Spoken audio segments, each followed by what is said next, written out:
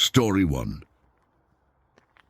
I've been working the night shift at the local 24-hour diner for years. It's a small place, just off the highway, the kind where truckers stop to grab a cup of coffee and a quick bite before hitting the road again.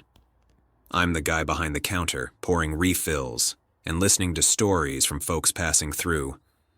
This one night, it was dead quiet, just me and the hum of the neon sign outside. Then, this guy walks in, drenched from the rain, looking like he'd seen a ghost. He sits at the counter, orders a coffee, and starts talking about how his car broke down a few miles back. Nothing strange about that. It happens all the time. As I'm brewing a fresh pot, the lights flicker. I don't think much of it. It's an old building, and these things happen. The guy jumps at the flicker, looks around like he's expecting someone to jump out at him. I try to make small talk, asking where he's headed. He just shakes his head and keeps glancing at the door. An hour passes, and he's still there, nursing the same cup of coffee. That's when the phone rings. I answer, but there's just this static on the other end like a bad connection. I hang up, figuring it's a wrong number or a prank. But the guy, he's spooked. He asks if he can use the phone, says he needs to call for a tow. I point him to the payphone in the corner, and he makes his call. I overhear bits and pieces, something about being followed, needing to get out of town fast. Now I'm starting to feel a bit uneasy. Then, the bell above the door jingles, and in walks this woman, soaked from the rain just like the guy was. She takes a seat a few booths down, orders a tea, and just stares out the window. The guy at the counter stiffens, and they exchange this look like they know each other. But they don't say a word. The rest of the night is this tense silence. The woman keeps looking out the window, the guy keeps glancing at the door, and I'm caught in the middle, refilling their drinks and trying to act like everything's normal. As dawn breaks, a tow truck pulls up, and the guy sighs in relief. He pays for his coffee, leaves a generous tip, and heads out. The woman follows soon after, leaving her tea half-finished. She doesn't say a word, just pays, and leaves. Just as the door swings shut behind the woman, the phone rings again. This time, when I answer, there's a voice on the other end. "Did a man and a woman just leave there?" the caller asks, urgency lacing his tone. "Yeah, just now," I reply, curiosity piqued. "Listen carefully," the voice continues, lowering as if sharing a secret. "You're in the middle of something bigger than you realize. That man, he's a witness under protection. And that woman, she's one of ours, an agent assigned to keep him safe." I nearly dropped the phone, my mind racing. The movies and crime novels I've devoured over the years didn't prepare me for this moment. "What should I do?" I ask, my voice barely above a whisper. "Nothing. You've done enough by providing them a moment's refuge. They're safe now, thanks to you. But for your own safety, forget this conversation happened." The line goes dead, leaving me in stunned silence. The sun's rays begin to warm the diner, casting light on the empty cups and plates left behind. I start to clean up, my mind replaying the night's events. Life went on as usual. Truckers come and go, sharing tales of the road. Couples stop by on their way to new adventures. Lonely travelers find solace in a warm meal. But the mystery of that night lingers like a fog. Then, one evening, a news report catches my attention. A high-profile trial is making headlines, with a key witness testifying against a notorious crime syndicate. The camera pans to a man taking the stand, and my heart skips a beat. It's him, the guy from that night. The report doesn't mention the woman, but I know she's out there watching over him, like a guardian angel. I smile to myself, pouring another cup of coffee for a weary traveler. The diner, with its neon sign flickering outside, stands as a silent witness to the secrets of those passing through. And as for me, I'm just the guy behind the counter, serving up coffee and pie, holding onto a story that sounds too wild to be true. But every now and then, when the rain pours down and the lights flicker. I remember that night and think about the lives that briefly intersected in this small diner off the highway. Story 2. I've been working the night shift at the Metro for more years than I care to count. It's a job, pays the bills, and honestly, it's not usually that interesting. But there was this one night, man, that I'll never forget. It was a Tuesday, or maybe a Wednesday, doesn't really matter. What matters is what happened. So I'm sitting in the booth, half awake, watching the monitors. It's around 2 a.m., and the place is dead quiet, except for the hum of the fluorescent lights. That's when I see something on one of the cameras. At first I thought my eyes were playing tricks on me because of how tired I was. But no, there was definitely someone down there, walking along the platform. Now, the last train had gone through an hour ago, and there weren't supposed to be any passengers around. I figured maybe it was a lost tourist, or someone who'd fallen asleep, and just now woke up. So I grab my flashlight and head down to check it out. As I get closer, I realize it's a guy just walking slowly along the edge of the platform, looking down at the tracks. He didn't seem to notice me approaching. "Hey buddy," I call out to him. "Station's closed. You need help finding your way out?" He doesn't react at all. Just keeps walking and staring down. Now I'm starting to feel a bit uneasy. Not scared, just off. I catch up to him and reach out to tap his shoulder. That's when he suddenly stops and looks straight at me. His eyes were wide open like he was in shock or something. "Are you okay?" I ask him. He blinks a few times, looks around like he's just realized where he is, and then says, I think I fell asleep on the bench and had the weirdest dream." Turns out this guy had missed his stop, decided to wait for the first morning train, and dozed off. He'd been sleepwalking when I found him. We had a laugh about it as I walked him out of the station. The next night, at almost exactly the same time, the same thing happens. I see someone on the monitors, go down, and find a person walking along the platform. Only this time, it's a woman. And just like the guy before, she doesn't seem to notice me until I'm right up close. Same story. She'd fallen asleep and started sleepwalking. By now, I'm thinking there's something in the air in this station making people sleepwalk or something. It was too strange to be a coincidence. On the third night, I'm practically expecting it to happen again. And sure enough, it does. Another sleepwalker. This time, though, when I go down there, I notice something I hadn't before. There's a slight vibration in the ground, barely noticeable unless you're really paying attention. I mention it to maintenance the next day, and they decide to do a quick check of the tracks and equipment. Turns out, one of the service trains we use for maintenance had a loose part that was causing a very specific frequency of vibration to travel through the rails and up into the platform area. They fixed it that day, and guess what? No more sleepwalkers after that. Looking back on it now, it seems pretty clear what was happening. That specific frequency must have been just right to induce a state that made some people susceptible to sleepwalking if they were already asleep or close to it. It was all just a strange combination of circumstances, a perfect storm of oddities that came together to create something that seemed right out of a horror story.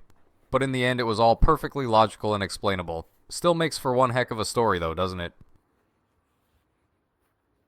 Story 3. I've been a firefighter for about a decade now, and you'd think I'd have seen it all. But there was this one night shift that sticks out, and let me tell you, it was one for the books. It wasn't your typical horror story with ghosts or unexplained phenomena, but it sure felt like it for a moment there. It was around 2 a.m., and the station was dead quiet, except for the occasional snore from my buddy, Mike, who could probably sleep through an earthquake. We were the only two on shift that night, which wasn't unusual for our small-town fire station. The rest of the crew had gone home for the night, leaving just us to man the fort. Now, our station isn't exactly new. It's got its fair share of creaks and groans, especially when the wind picks up. But that night there was no wind, no storm, nothing that could explain the sudden banging noise that echoed through the building. It sounded like someone was slamming a door over and over. Mike shot up from his makeshift bed on the couch, eyes wide. "Did you hear that?" he asked, already reaching for his boots.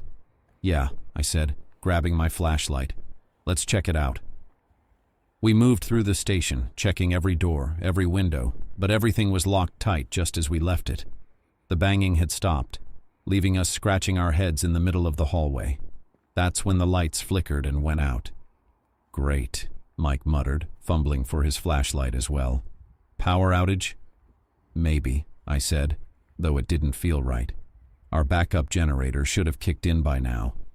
We decided to split up, Mike going to check the fuse box while I headed upstairs to see if I could spot anything from the windows. The whole situation felt off, and not gonna lie, my heart was racing a bit as I climbed the stairs in the dark. When I reached the top floor, I glanced out the window and froze. There, in the parking lot, was a car I didn't recognize, its headlights shining directly into the building. It was moving very slowly, almost like it was searching for something. I rushed back downstairs to find Mike. "There's someone outside," I told him. We went out together, approaching the car cautiously. As we got closer, the car stopped, and the driver's side door opened. A woman stepped out, looking as confused as we felt. "Can I help you?" I asked. The woman looked at us with wide, fearful eyes. "I'm so sorry to bother you," she said, her voice trembling. "My son, he's missing. He's autistic and nonverbal, and he loves fire trucks. I thought maybe he came here." Mike and I exchanged a glance. We hadn't seen any sign of a child, but the station was large, with plenty of hiding spots for a curious kid. "We haven't seen him, but we'll help you look," I assured her. We split up again, the woman joining Mike to search the ground floor while I took the upper levels. I called out gently as I searched, hoping to hear a response or even just a giggle, but there was nothing. That is, until I heard a soft thump from the attic above. The attic was off limits and usually locked, but when I reached the door I found it ajar. Heart pounding, I pushed it open and shone my flashlight inside. There, huddled in the corner behind old fire hoses and helmets, was a small boy clutching a toy fire truck. "Hey there, buddy," I said softly, crouching down to his level. "Is this your truck?" He didn't speak, but he looked up at me with big scared eyes and nodded. I offered him my hand, and after a moment he took it. We walked downstairs together where his mother was waiting, tears streaming down her face as she saw her son safe and sound. It turned out the banging we'd heard was the boy trying to get into the attic, a place he'd seen during a school tour and had wanted to explore again. The power outage was just a coincidence, a blown transformer on the street. As the woman hugged her son, thanking us profusely, Mike clapped me on the shoulder. "Not your typical night shift, huh?" he said with a grin. I shook my head, smiling. "Definitely one for the books." And as they drove away, the station returned to its quiet state, but with a story that we'd tell for years to come. Story 4. Working the night shift at a call center isn't everyone's cup of tea, but for me, it was perfect. It paid the bills and fit well with my nocturnal tendencies. The company I worked for provided 24/7 customer support for various tech gadgets, and nights were usually quiet, save for the occasional confused or frustrated customer from the other side of the globe. It was a typical Thursday night, or rather, early Friday morning. The office was quieter than usual. Flu season had hit us hard, and many of my colleagues were out sick. So there I was, in a nearly empty office, surrounded by the soft hum of computers and the occasional flicker of desk lamps that seemed to have a life of their own. Around 2 a.m. I received a call. "Tech support, how can I help you?" I answered, expecting the usual troubleshooting routine. But there was silence. I repeated my greeting, thinking it might be a connection issue. Still nothing. Just as I was about to hang up, I heard something. It wasn't words exactly, more like a soft sigh. I chalked it up to a prank call or a wrong number. It happens. An hour went by without incident, and then the lights flickered. Not unusual in itself. Our office building wasn't exactly new, and the electrical system had its quirks. But this time, when the lights came back on, my computer screen was frozen on an open document that I didn't recognize. It looked like a series of notes someone had taken during a meeting. I tried to close it, but my computer wasn't responding. I decided to reboot my system, and that's when things got really strange. The document started changing on its own. Words appeared as if someone was typing in real time. "Help me." My heart raced. It had to be a joke, right? One of the IT guys messing with me? Our office was known for its pranks, especially during the graveyard shift. I stood up to take a look around, half expecting to see someone hiding and having a laugh at my expense. But the office was empty. The only sounds were the distant hum of the highway and the soft clicking of my own keyboard as I attempted to regain control of my computer. Feeling unnerved, but trying to keep my cool, I grabbed my phone to message one of my coworkers who was also working the night shift. But my phone showed no service. Odd, considering we had a cell tower right on top of our building. That's when I heard it. The sound of someone typing. Not through my speakers, but in the physical world, echoing softly through the empty office. I followed the sound, heart pounding in my chest, to an old part of the office that we rarely used. The typing stopped abruptly as I entered. The room was empty, save for an old, dust-covered desk with an outdated computer that hadn't been turned on in years. I turned to leave, thinking I had lost my mind from too much caffeine and not enough sleep. That's when all the screens in the office lit up simultaneously, displaying "thank you" before going dark again. I ran back to my desk, grabbed my things, and didn't stop until I reached the safety of my car. I called in sick the next day and requested to switch to day shifts moving forward. The most logical explanation? A combination of technical glitches, lack of sleep, and an overactive imagination fueled by too many horror movies. But sometimes, when I'm alone late at night, I can't help but wonder if there was something more to that night.